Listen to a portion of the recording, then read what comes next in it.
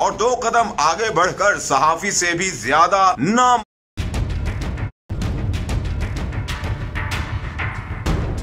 रेहाम खान के नए नवेले शोहर मिर्जा बिलाल और जमील फारूकी आमने सामने आ गए। नौजवान सहाफी जमील फारूकी ने इमरान खान की साबिका अहलिया की नई शादी पर तंजिया ट्वीट किया कि सईद अजमल के बाद दूसरा पेशे खिदमत है, रेहाम खान का तीसरा, या अल्लाह खैर।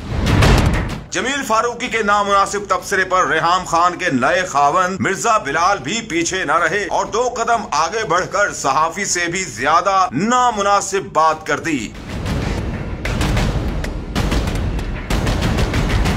मिर्जा बिलाल ने रद्द अमल दिया, ये बात वो कर रहा है जो खुद खान साहब का तीसरा है। रेहाम खान के शौहरे नामदार मॉडल और फनकार मिर्जा बिलाल के तंज पर सोशल मीडिया सारिफीन मिले जुले रद्द अमल का इजहार कर रहे हैं। कुछ सारिफीन ने इस जवाब पर जमील फारूकी का मजाक बनाया है तो दीगर अफराद नामुनासिब तबसरा करने पर मिर्जा बिलाल पर तनकीद कर रहे हैं।